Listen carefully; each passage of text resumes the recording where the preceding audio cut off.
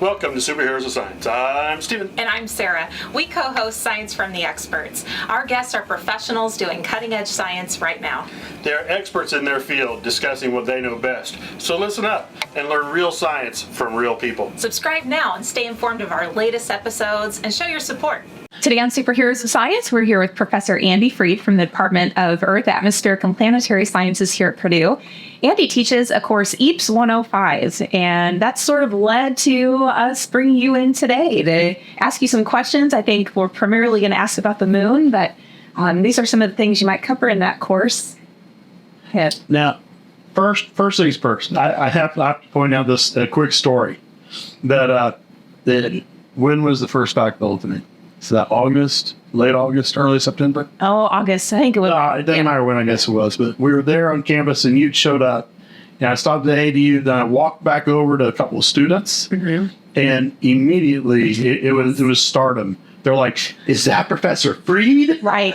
I'm like, loud, and go like, "Yeah." I'm saying, yeah. I think they're like, "Wow!" They're so excited. Yeah. That Professor Freed. I heard someone say, "I can't believe I'm this close to Professor Freed." I don't think I've been this close to him before. So. Well, it's funny because my classes are very large, so the students don't actually get very close to me. And I have a lot online, and I think the reason they like them too is I teach two classes. One's a hazards class, one's a planetary class, and I've evolved my position as a professor so I can really kind of concentrate on those two, which are like electives for non-majors. And so I've been able to devote myself to having fun, basically trying to make this science accessible. And I think they've appreciated that, and fun experiments and such. So I'm glad I got the reaction.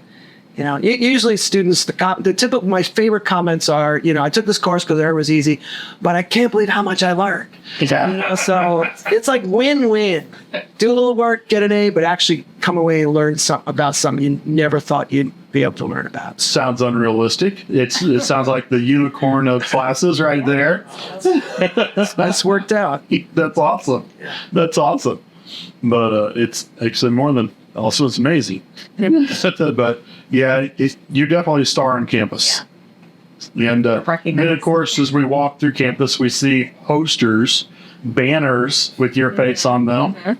You've received awards. Has? Yeah, including the teaching awards. Yep. I've been very blessed with appreciation of my colleagues and the students for the effort I've put in. So that's always really nice. Yeah, but this all comes back to, when I first met you, you were just another scientist. Not as famous as you are today. But it's the fact that you are a scientist and you do research and you study these things is the reason we have you here today. Not just because you're and I should say we have you back today. Right. Because we've done an episode with you previously. Yes. Was that video?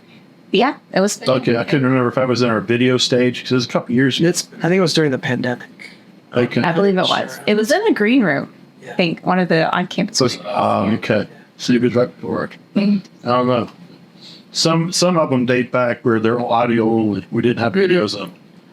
And so I'm pretty sure I remember seeing it with a moon behind. Yes. Okay. And is that the topic for today? That's the topic for today, moons. We're going to expand and learn a bit more about. Now, you said moons. Is it more than one moon we're talking about? I think today we're just going to concentrate on our. Okay. Are the moons on other planets called moons?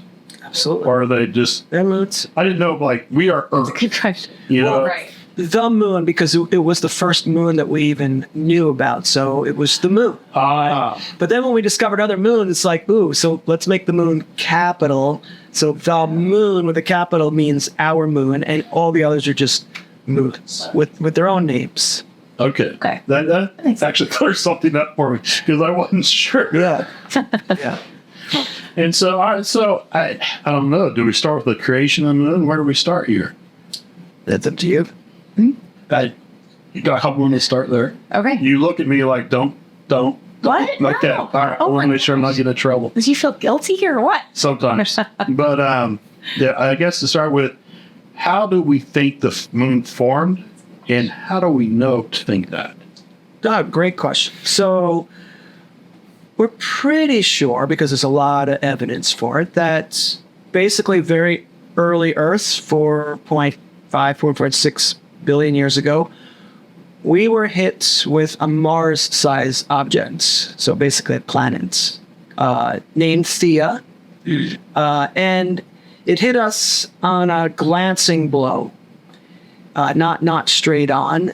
And what it did was it completely destroyed the Earth and Theia, and part of Theia got basically ejected into kind of a ring of material, and then gravity kind of pulled everything back in and pulled that ring of material back in literally perhaps only a matter of hours.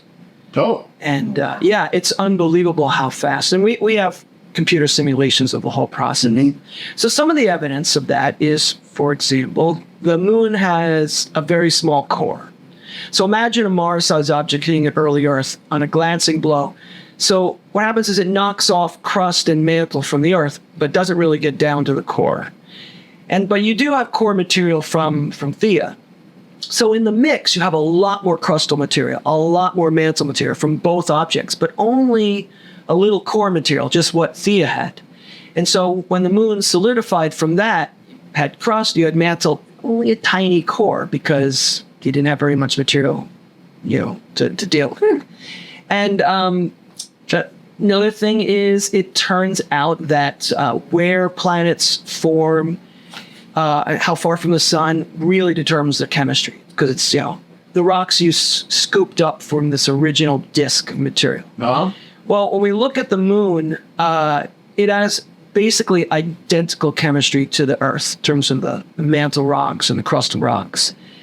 And this is all just some really, the type of isotopes, the types of elements that are there and such. It's like a fingerprint.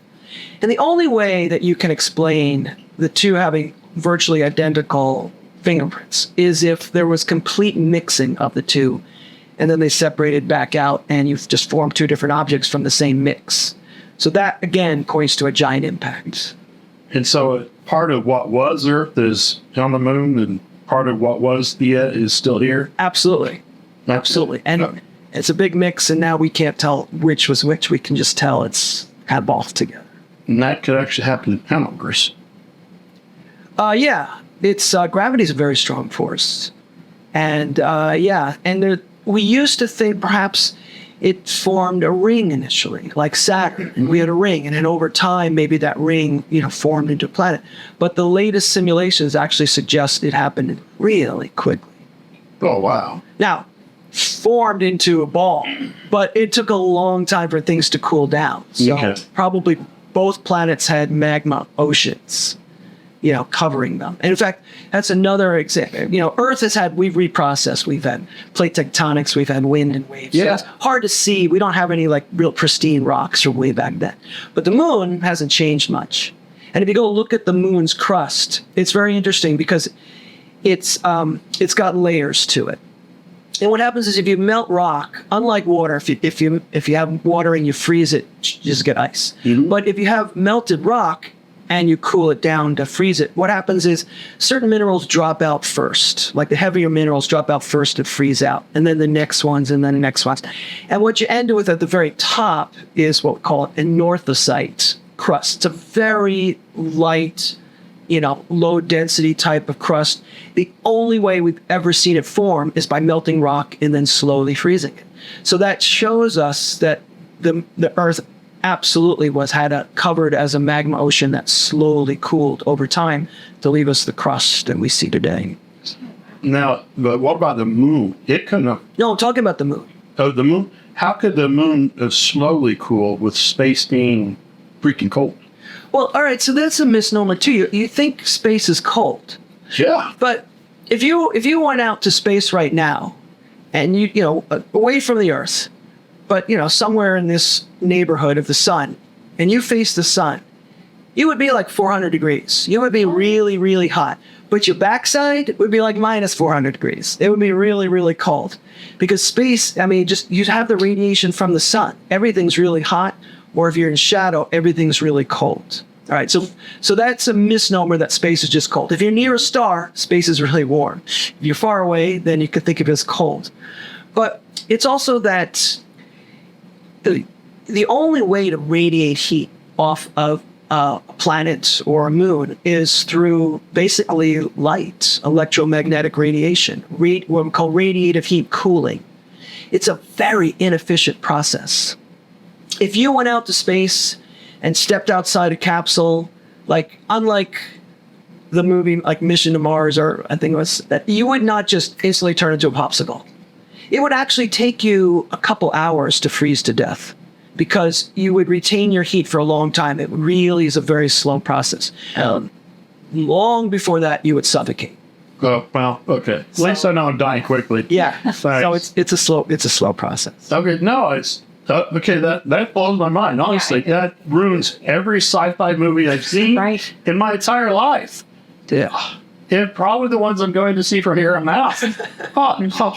The people that watch them with me will hate you from now on. You know, I'll be like, okay. I don't know. Dr. Fried said that's not true.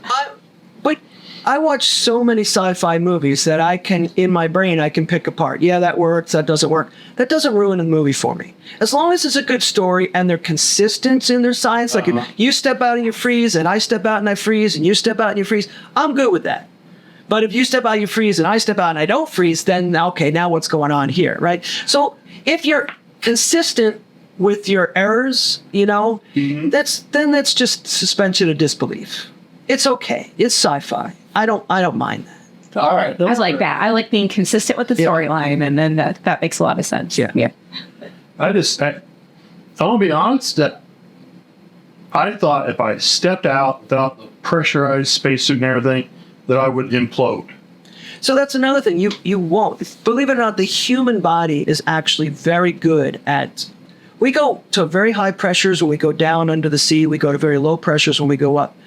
And the more it's if you suddenly have a pressure change, the most likely thing would happen is you would become unconscious. Mm-hmm. All right, but your body won't, basically implode or actually explode because you have higher pressure here and go outwards. The human body is actually very resilient on pressure changes.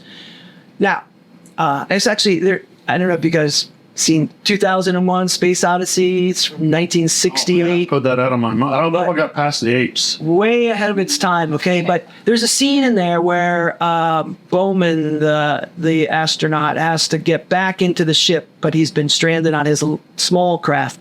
And so he doesn't have his helmet. He has to blow the lid off of his, hatch and go into the other ship. So he's exposed to space. And, for just a small amount of time, till he can get in and shut the door and get the oxygen on. So what he does is he actually hyperventilates and then breathes out, because you don't want any air in your lungs. That would be suddenly pushed out, and that could really collapse your lungs. So he pushes all the air out of his lungs, holds his breath, and he's actually able to go out there. He doesn't freeze. He doesn't explode. Most of us would go unconscious being exposed to the zero pressure, but these trained astronauts, like fighter pilots, who can handle like 10 Gs, where we would go unconscious like at 3 Gs. They're kind of a different specimen, realistic specimen, but they're really well conditioned. So it's plausible? It's very plausible that he could have actually survived that. I don't know where to go from there. Let's get back to the movie. Yeah. Yeah, that's probably the best, because you're already blowing so many misconceptions by that. Oh, it's kind of embarrassing at this point. But I don't think I'm the only one. All right, so the moon forms. Yeah. Yeah. We have formation. You said what? The planet was Theia? Thea. Yeah. That crashed into Earth. Lansing. A glancing blow, and we've created the moon. By the way, another reason we know a glancing blow, we can see how the moon orbits and how the planet spins, and all of that is what we refer to as angular momentum. When theta hits us, theta's angular momentum and our angular momentum, the total angular momentum is conserved. If theta hits straight on like this, then the moon would not be in the orbit that it is now. And the angular momentum that exists now shows us that it had to be a glancing blow, plus the core situation as well. So it's actually lots of pieces of evidence that don't just show us it's a collision, but show us how the collision occurred. It's kind of pretty cool. Oh, So does this mean that it's going to keep that orbit forever? No, the moon is moving away from us about 4 centimeters a year, every single year. For the last 4.5 billion years, it's been doing that. really? So it was a lot closer before? Yeah, so the moon is what, 384,000 kilometers away. Okay. We think when it first hit us, it was only maybe 20,000 kilometers away. And it's been moving away ever since. And what's wild is, okay, when it moves away, it's actually, the net angular momentum is conserved, but the moon is getting more of that angular momentum. It's taking it away from the Earth. So what happened is the Earth, at that time, we probably had days on the order of, 6, 8, 10-hour days. We were spinning really fast. As the moon moves away, it slows us down because we kind of get systems conserved, but we trade some of our angular momentum to the moon to keep it out there. So like our 24-hour day, we're still slowing down. In another billion years, I don't know if we're going to have a 25-hour day. So and life is evolving, we get used to it. But Time changes too. Wow. Jeez. So now, you mentioned before the moon is tidally locked. You mentioned we mentioned in discussion. Okay. The moon is tidally locked. okay, so these are related. There's a lot of things that happen in our orbit that, because of our orbit, there's a lot of consequences. So tidally locked, first of all, do you know what tidally locked means? Maybe not how it's caused, but you know what it means. Well, the tide follows it, was my assumption, because the gravity of the moon is pulling the water off the Earth type of thing. So those are tides, right? But tidally locked means that we always see one face of the moon. We always see just the near side of the moon. So we don't see the dark side of the moon, right? Okay. Oh, actually, I brought a prop. My shirt here. Okay. Okay, I see So the moon. this is the near side of the moon. Okay. All right. Here's the far side of the moon. It doesn't look dark. Okay, it's not dark because the moon is just a ball in space, right? And once in a while the Earth blocks the sunlight, but for the most part it doesn't. So when we see a new moon and it's really dark on this side, it's got to be light on the other side, right? It's day and night. Every planet, every moon has day and night. I think it's a common misconception. I do too. It is. I blame Pink Floyd. Right. Yeah, but actually, the words for Pink Floyd are there's no dark side of the moon. It's all dark. So yeah. But okay, so one face all the time. We always just see this face. That's what actual tidally locked just means. We see that one face. That's right. Is the face that always faces the Earth. That's right. And all right, so if I tell you the moon is tidally locked, let me ask you this.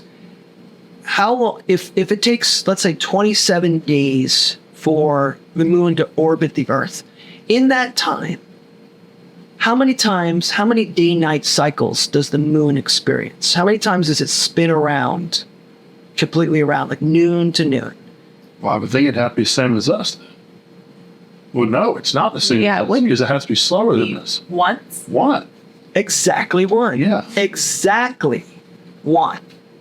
Right? So the moon is actually rotating, has day-night, but it takes exactly one cycle, right? One orbit is one day-night cycle. Otherwise, we would not just continue to see the near side. Yeah. By the way, we never saw the far side until the first Apollo mission that we went to the other side. And, oh, there it is. There it is. We'd never seen it before.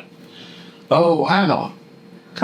Okay, so you want to talk about tidally locking and moving out? Yeah. All right, so now we're going to get into some serious science here. Okay, but all right. So, well, first of all, let me explain another basic question because we're going to talk about gravity here. But Right. Do you know why the moon doesn't just fall into the Earth? Is it the rotational force?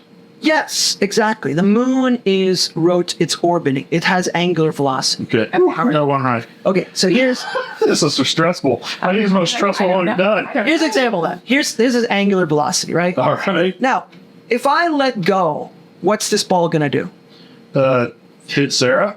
Well, it depends where I let it go, but it's gonna flow. It's gonna go outwards. Yeah. Okay, all right. That's a centripetal force. So the moon has a centripetal force. It wants to throw it outwards, but it has gravity holding it back. Yeah. So gravity in this case is acting like the rope. Mm-hmm. All right. So all orbits are just a simple balance of those two forces. You said gravity. It's first gravity. Earth's gravity. Okay. Pulling the moon. The moon's got a certain orbital velocity is throwing it out. And where the moon's orbit is an exact balance between those two forces. All right. So actually, while we're sitting on the Earth and the Earth is spinning, the Earth is we're being thrown outwards. But we're so close to the Earth that that we feel the downward force. But if the Earth was not spinning, gravity would be a lot stronger. Oh. In fact, here's going to blow your mind. It takes the International Space Station at 90 minutes to orbit the Earth. Okay, it's in orbit. So the International Space Station in its orbit has that perfect balance between gravity and the centripetal force. So 90 kilometers, 90 minutes, and the space station is not that far above the surface of the Earth, all right? What that means is if the Earth spun up so that a day was just an hour and a half long, so basically we're going the same speed, we would all start floating. Because the centripetal force of going at that speed would exactly match the gravity that's pulling us down, and we would all be like just hanging out. Just like people are on the space station. Even with the mass of the Earth, the staying consistent. Right, because if you go faster, more centripetal force pushing you outwards, but gravity's staying the same. So at some point, the Earth would spin fast enough that you get that centripetal force. I mean, that's what orbits are, right? So if you and I wanted to go into orbit right here, basically, if an hour and a half to do one day-night cycle, you and I would be in orbit right here. Wow. I love you. Okay. All right. This is another question for you.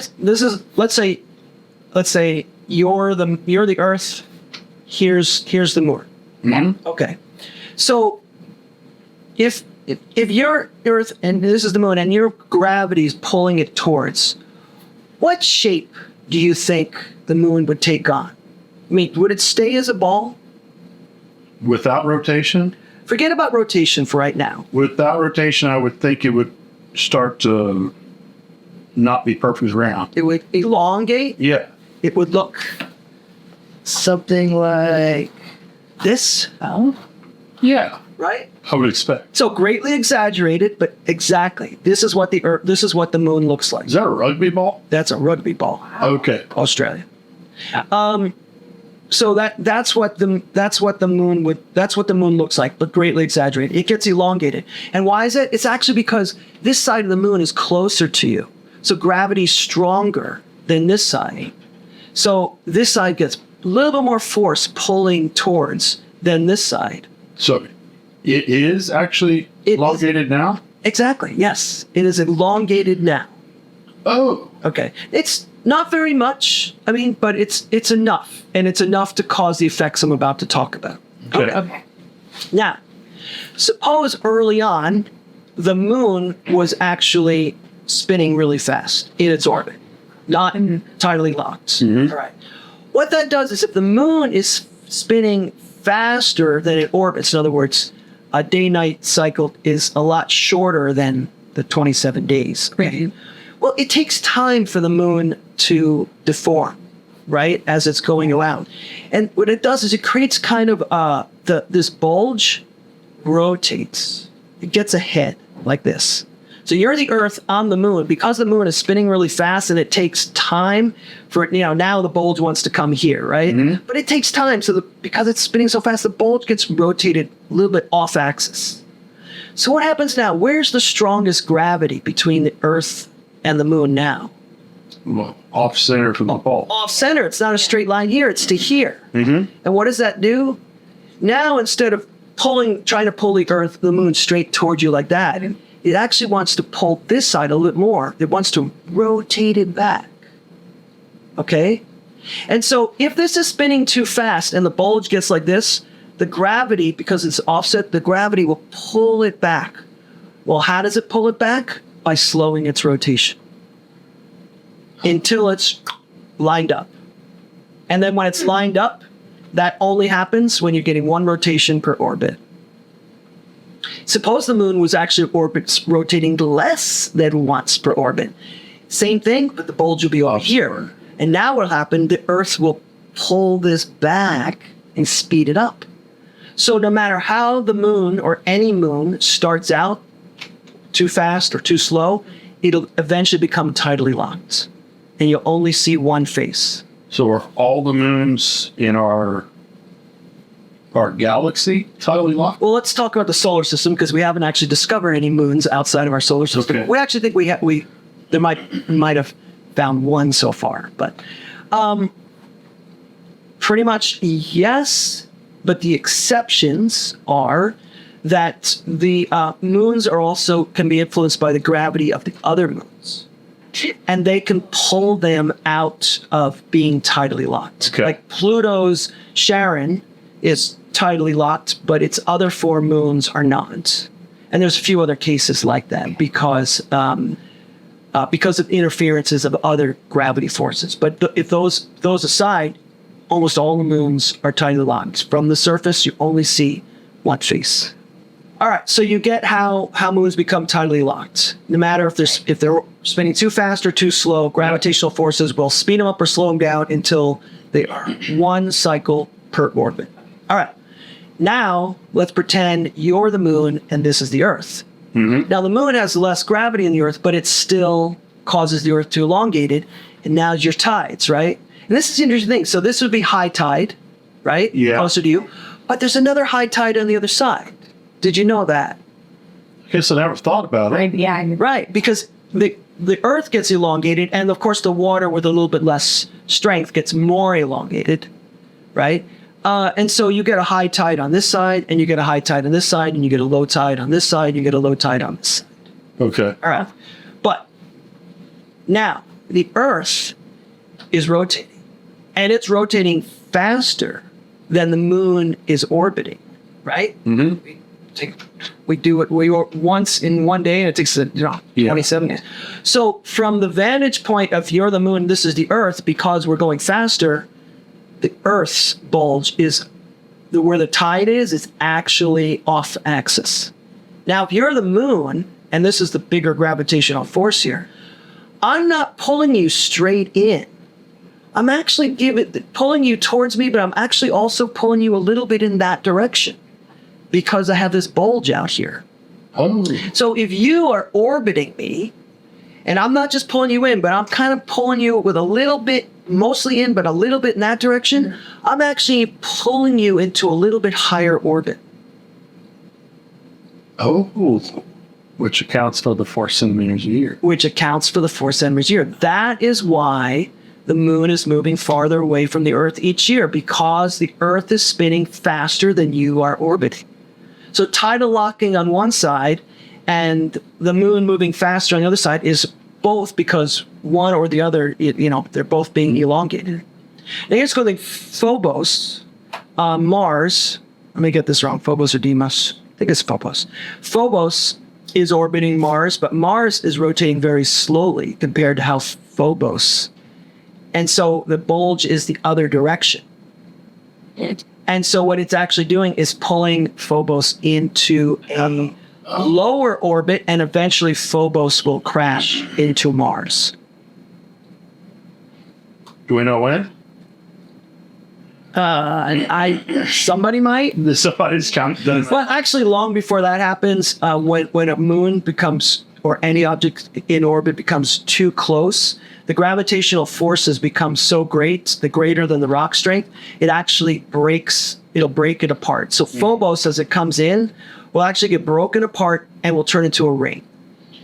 Oh, Okay. Saturn's rings are very likely formed from some object being caught and brought too close, and it's called a Roche limit when you get so close that the gravitational forces are stronger than the rock forces themselves, or in this case it was an icy object because you have a lot of ice there, and it breaks it up and puts it into a big orbit of a ring.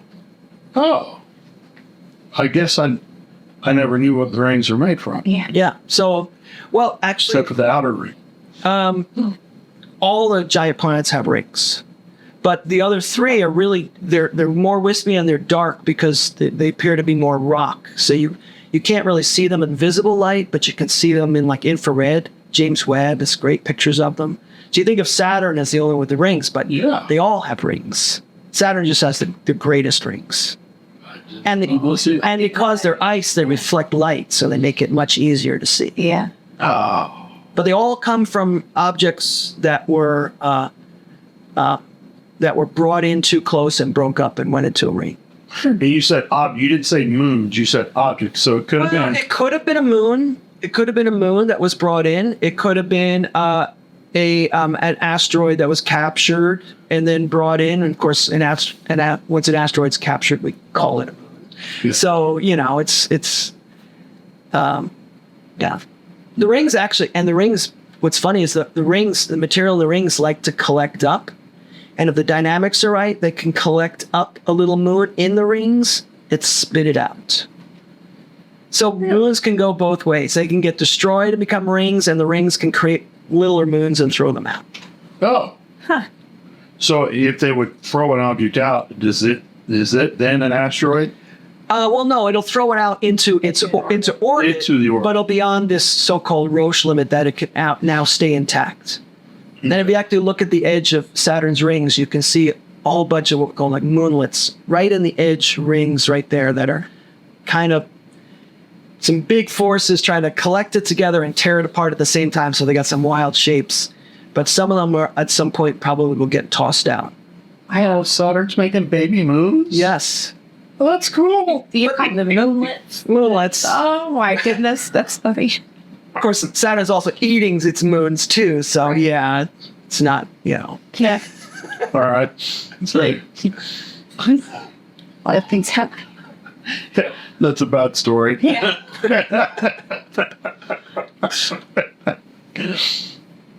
All right. So we went through the formation of the moon Yeah. and why it's rotating it is. The fact that there is no dark side of the moon.